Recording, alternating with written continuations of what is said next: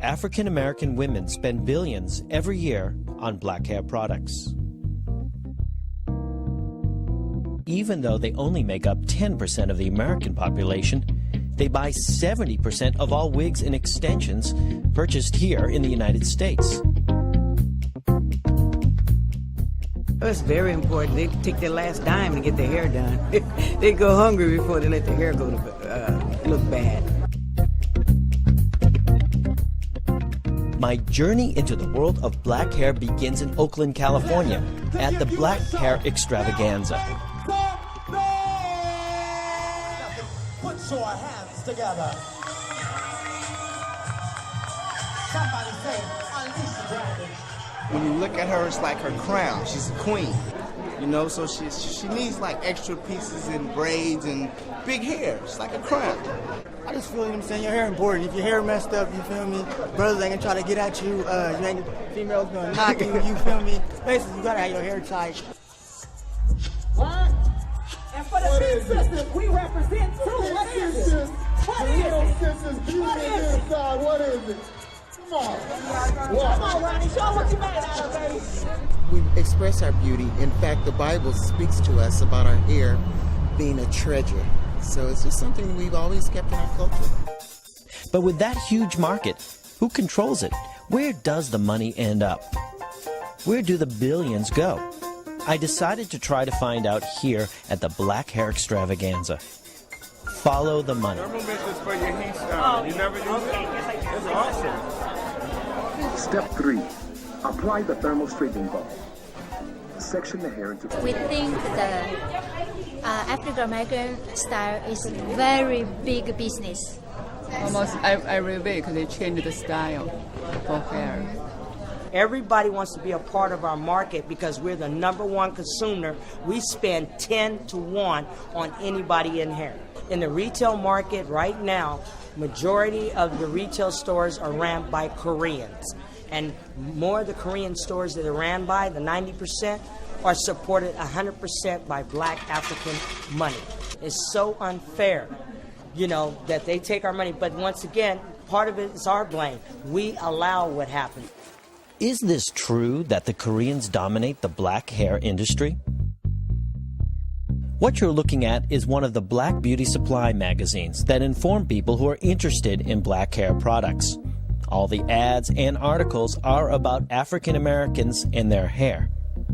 And even though all the information is about blacks, half of this magazine is in Korean.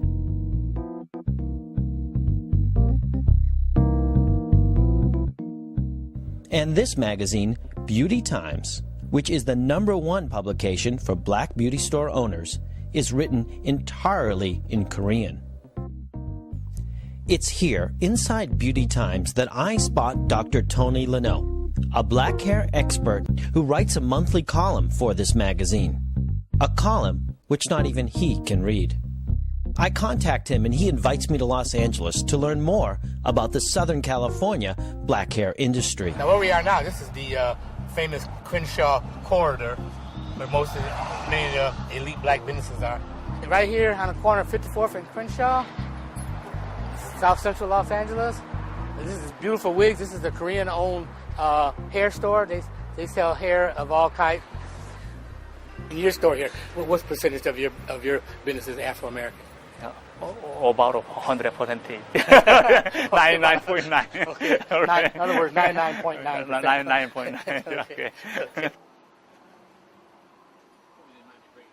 And up here on these walls right here, these racks, all the way around are the hair that's used for weaves and for extensions.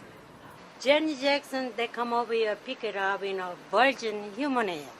Vivica Fox, I saw her several weeks, then I cut in style for her. I've been knowing him a long time. Okay. Richard Pryor. Yeah, that's Little Richard. Yeah, Little Richard. This city alone only had 10 beauty supply stores 20 years ago. Now there are over 100 Korean-owned beauty supply stores. Well, you're looking at a typical beauty supply store, Korean-owned beauty supply store, but all these products have one common denominator. They are all aimed at the Afro community. One of the things that the Koreans are doing now, And they predicted this themselves back in 1999, and it's happening now. Since they control 80% of the distribution of Afro hair care products, especially professional products that are sold in beauty supply stores only, it only stands to reason they can control what gets distributed. They are creating their own line of products or buying out existing black-owned companies. I don't see a reversal of this at all. It's just getting deeper and deeper. With the Koreans controlling the retail and wholesale distribution, they're slowly making inroads into taking over the black manufacturers. We're going to Kazuri Products. They are a black-owned manufacturer of hair care products, but specialize primarily in curling irons, pressing combs, and the stove heaters that you heat the irons up in.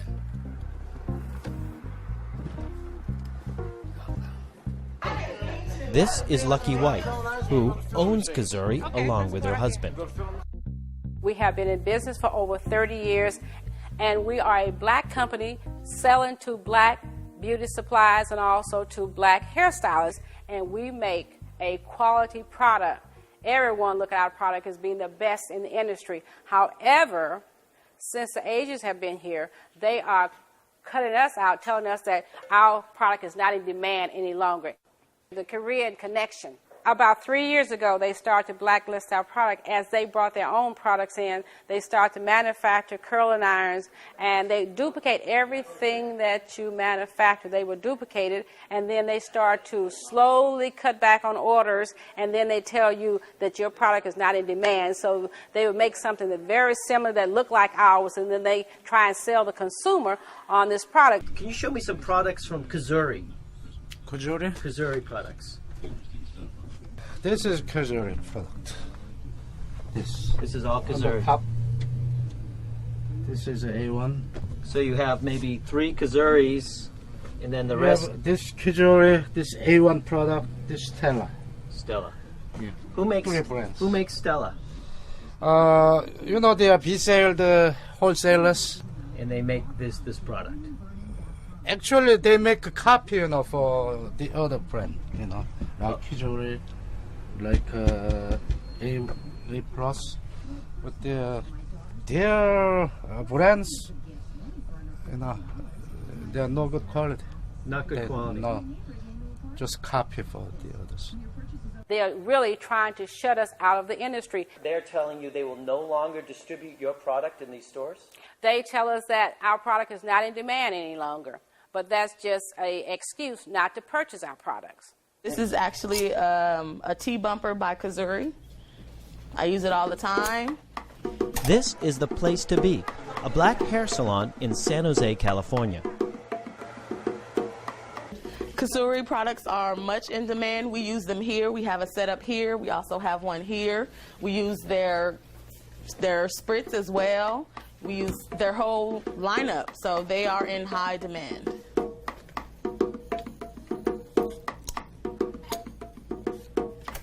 We have to look at saving our community as well as saving this industry. We are a nation within this nation, and we're just giving everything away. And we cannot do that any longer. We have to stand up and fight. We are beautiful black people. If we have to wear our hair short, so be it. Let's wear it short, but let's get this under control where we control the industry and not let someone else come in and then set up and take all our revenue out of the community.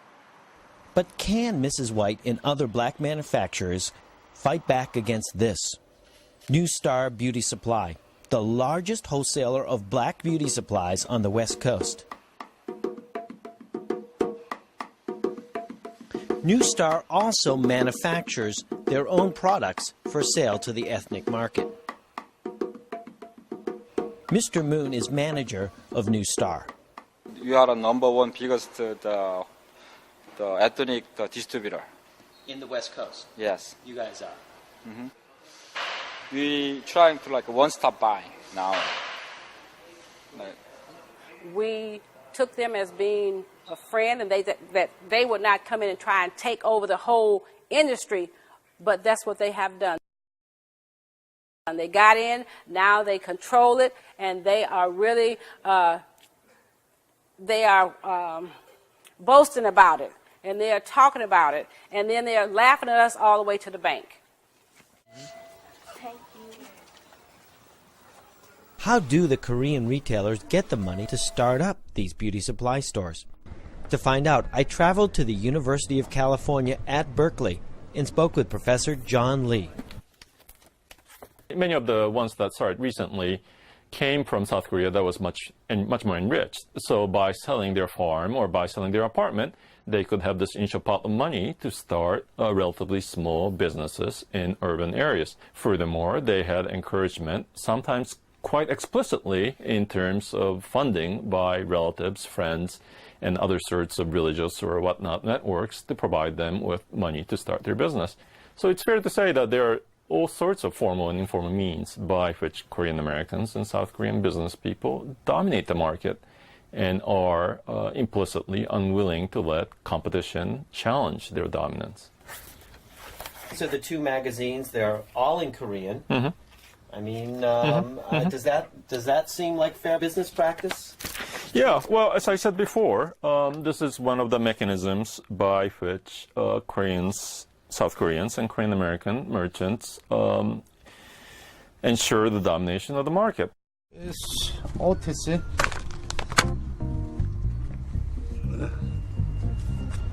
OTC. Later, I learned that what we're seeing now, the Korean domination of the black hair industry, had its start back in the early 60s with the help of both the Korean government and the United States government. This is Chosun, one of the most respected newspapers in South Korea. And it's inside the archives of this newspaper that I discovered a document from 1965 in which the wig manufacturers in Korea convinced the Korean government to ban the export of raw hair, making it impossible for anyone to manufacture wigs from the highly desirable Korean hair population except for the Korean manufacturers themselves. And 6 months after the Korean ban on the export of hair, the United States government banned the import of any wig that contained hair from China.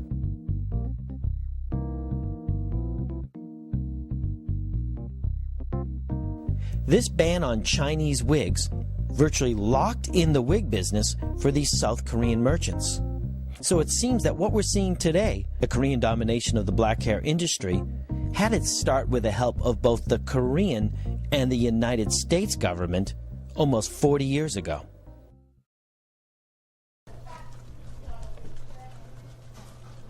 If you blow the whistle on what's going on, just like we are discussing now, and inform people, they'll be surprised and delighted too. Well, I think people are informed, but I mean, black people as a whole, they just don't have much unity as Koreans do, or any other race. It just doesn't have much unity. As a whole, we don't stick together.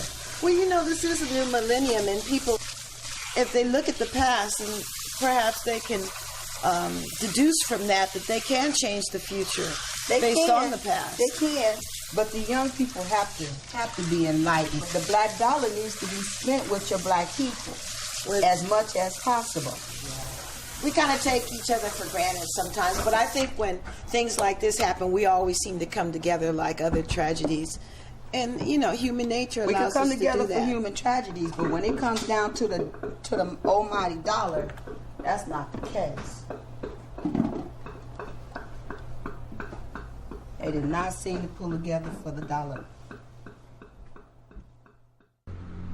Denny's Restaurant, Oakland, California.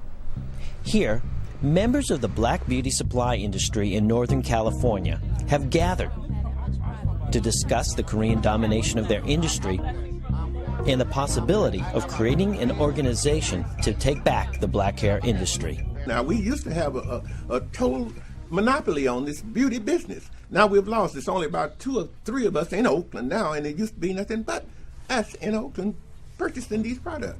Most of the beauty supplies in the Bay Area, Korean beauty supplies, they have organizations. And their organization, most of the time, they tell who to sell and who not to sell. Like 5 years ago or 4 years ago, when Micro Yak was so popular and so hot, they wouldn't sell to me. And the reason they wouldn't sell to me is like glamorous, and Ebony told them not to sell. And sometimes we used to order through Ahmed, Lake Merritt Beauty Supply, because they don't see. They don't think you're black. The Koreans don't think you're black. No, I mean, when they call me, they think that, I'm a Korean store. Are you black or Asian? How do you feel about that? Are you black or Asian? I was like, that's crazy.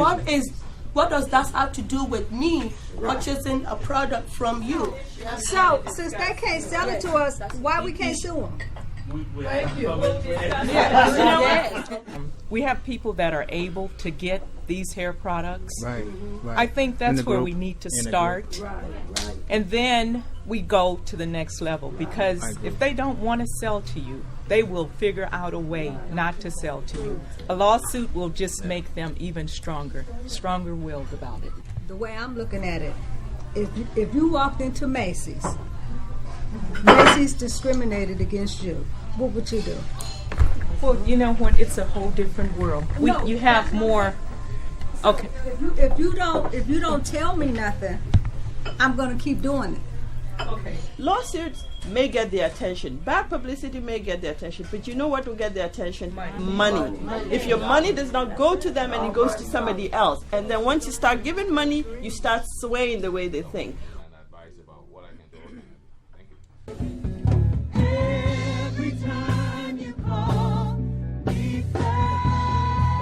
Just a few months after this meeting, BOBSA is created, the Black-Owned Beauty Supply Association. Their first event is here at this gospel event on the square in Oakland, California. It's here that they begin to raise awareness of the black hair issue and promote a hair show. I'm from Dallas. I got my hair from Korean Beauty Supply. What do you think about what they're trying to do? I think that is great. I am just so on board with that. We are a black-owned beauty supply, and what we are, $10 in Dallas, in Texas. We are all about supporting black-owned businesses, and we complain about that a lot, that there aren't any black-owned beauty supplies in Texas. So, I think it's great. I think it's about time. I just think it's very interesting. I got a little information about it. They had a little line card that gave me names of different people in different areas, which is very helpful. And then they are under association with these are reputable hairdressers. So, and that's important to me because your hair is important.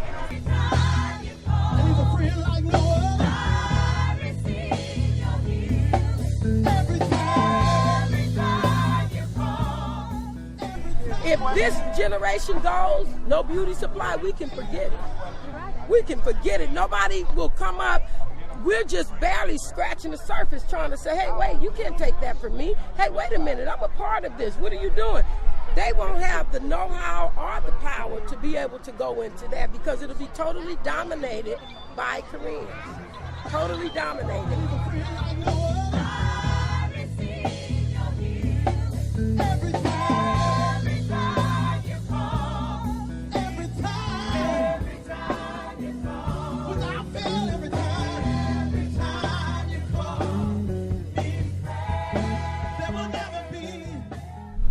Richmond, California.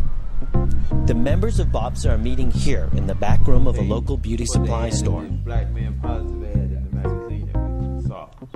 Okay? So the total amount, $2,700. And finalized plans in a budget for the black hair show they're promoting in just a few weeks. You see, we have a balance there. It's a simple little durable book because it's going to need to be passed around and it has our name and... Okay, everyone take a look up here. This is the representative of the beginning stages of our BOBSA organization. These are the people that are working to make a change. Actions speak louder than words. These people are taking action. They're taking the first step, and we need to continue this. So let's give them a round of applause. This is the first BOBSA hair show, held in Northern California. Thank you, everyone, for attending. We really appreciate your time, and we hope we made a difference in your thought pattern.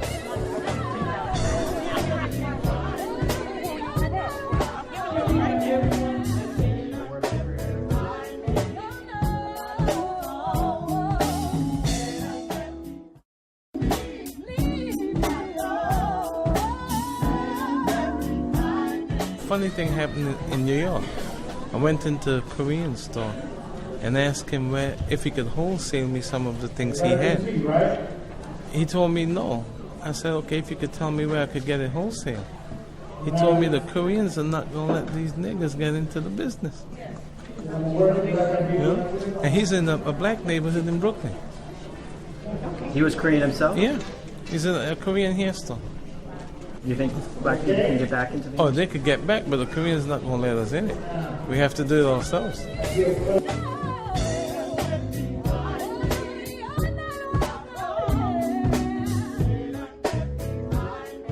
It's great because our money should be kept in the community. And buying outside, buying with different ethnic groups, and they're not recycling money back into our communities. And this way it's staying in our community. Oh, it's beautiful, beautiful, beautiful, beautiful, beautiful. I love it, I love it, I love it.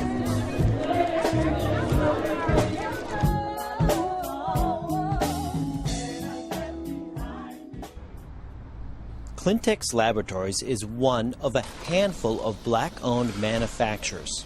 Currently, their brand of product is only distributed through hair salons here in the United States. Besides making their own brand of products, they also act as a manufacturer for others. This is our compounding area. This is where we manufacture all of our products. This is where I first started. When I quit my job, I went and bought these 2 stainless steel drums and started in the basement of my home. After the batch was made, I would take a measuring cup, go in and fill each bottle one at a time. This is a regular relaxer. The percent of sodium hydroxide is 1.9%. Even after more than 20 years in business, Steve Luster is unable to get distribution for his products from any of the Korean distributors.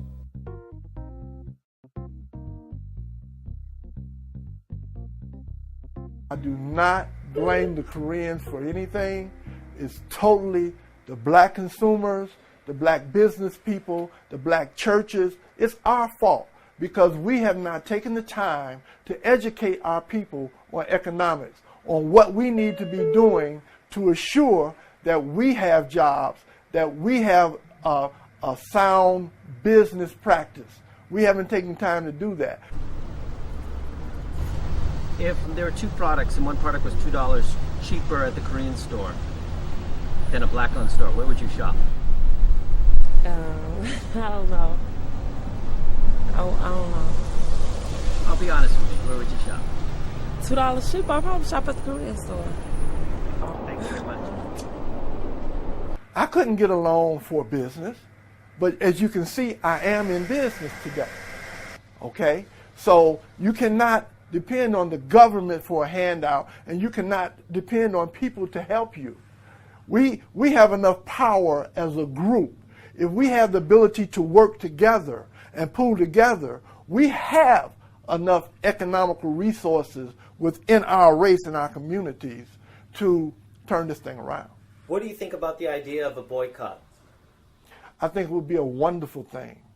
I think that would be a thing that would get a lot of people's attention. I think a boycott would change the situations and where they are now. Like with the Koreans, for example, if they don't want to sell certain African Americans hair or whatnot for their business so that they can continue to progress, a boycott, stopping the dollars, would get everybody's attention. The story continues with members of BOBSA traveling across the country, including here in Pasadena, California, where they're informing people about the black hair industry, network, including showing them parts of the film that you've seen to this point.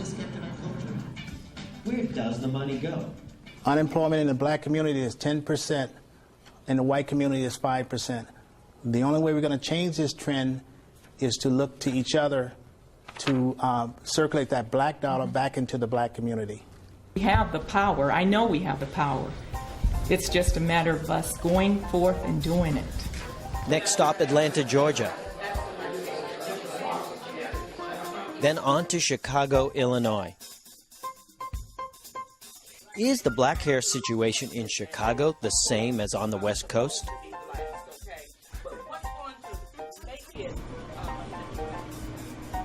Here in Chicago, I randomly select one block in the south side of Chicago. And it's here that I find not only one, but 4 Korean-owned beauty supply stores on the same block, all within 100 feet of each other.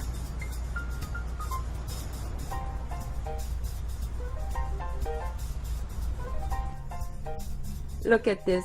This shows how this store is 33 years old, part of the history. But I have to replace with some of these hairs. Excuse me, girls. What town am I in? We're in Chicago. Chicago? Yeah, Chicago. And let's see your hairdo. Let's see it. Whoa, turn around. Who did that? My mom. Wow. Now, I see a beauty supply store right across the street. Yeah. Is that black-owned or Korean-owned? I think that's Korean-owned. Sorry? Korean-owned. What do you think about the Koreans owning all the black beauty supply stores? Well, it's very not good because I think the black people should be able to own some things, and just not all Koreans should be able to own. But I think because why they're not doing it is because discouragement, and most black folks, they're really just like going to jail now because other people are convincing them to do other different things like crimes and different stuff like that. So that's why. How many black-owned beauty supply stores are there in Chicago that you know of? I don't.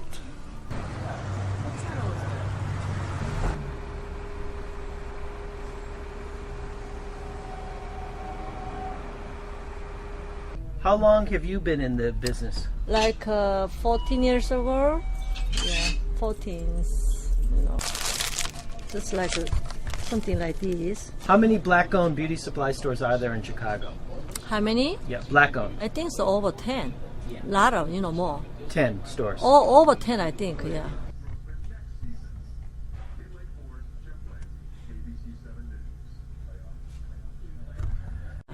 And how many Korean-owned beauty supplies? Koreans, so almost 80%. Maybe I think 300. Some 300 some different store. This how the boys wear nowadays. They got braids. Yeah. This how they do. Check it out. Close look. Close look. Oh, Eddie get Kane that from the piece Chi-Town West Side. All right, let them know where you at. Peace, Rep your set. True. Now, Malcolm X talked about African-American women straightening their hair, didn't he? What do you have to say about that? Well, that was a situation back then that was occurring at the time. It was just a lack of education and misunderstanding of things. But he didn't mean what exactly like that. If you get in depth into things, he don't exactly mean that as straight as trying to be like white women. He's trying to show them a way that to know your roots first, and you can do anything you want to. But as long as you know your roots, can't nobody tell you nothing, and you always gonna be something. He just spit that knowledge, G, brother. And the situation doesn't seem much different here in Oakland, California, where there are only a handful of black-owned stores and over 40 Korean-owned stores.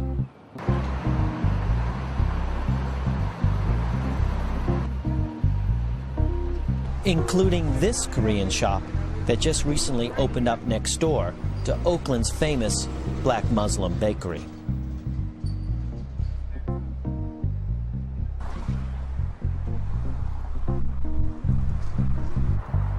San Mateo, California. It's here that BOBSA, the Black-Owned Beauty Supply Association, has its first annual Unity Dinner. And as the saying goes, united we stand.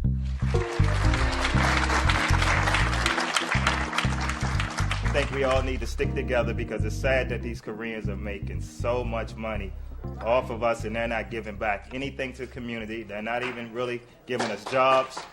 And it's just, we have to do something. I think we should start a huge boycott and try to spread the word, do a strong media campaign where we don't go into their salons, and I guarantee they'll start giving us more respect. And we need to start opening up more black beauty supply stores, and we just need to all stick together. We as blacks, we are only 11 or 12% of the total population. Yet we are consumers of over 33% of all the hair care products sold in this country. And that's why they settled in our neighborhoods. And they specialize in hair. We are 80% of the purveyors of hair, the users of hair. That's why they came into our neighborhoods. And I can't be mad at them because we left that market laying right out there in the street, and they came along and picked it up. So don't encourage anybody to throw a rock through a Korean beauty supply store, okay? I think now, though, and I see so much vibrancy here, and especially with this new organization, you've got a new feeling of togetherness that we don't even have on the East Coast. And to the fact that you have decided that it's time now to forget the mistakes we've made, especially with the Koreans, who were smart enough to know that they couldn't make it with the white companies. They would not get across those big white distributors who represented the major white lines like Redken, Matrix, Paul Mitchell. They couldn't cut it. They were ostracized. And so they turned to us who were open, young, and probably didn't realize the value of our industry. And they made it big with us. But we've got to forget that now. It's hard. And we've got to outsmart what is out there. And let's go together to do it. Who knows what will happen tomorrow? I'm just going to stay in the game and, if for no other reason, to see what happens next. What will the future of the black hair industry be? Can BOBSA and the African American community be successful in taking back part of this industry?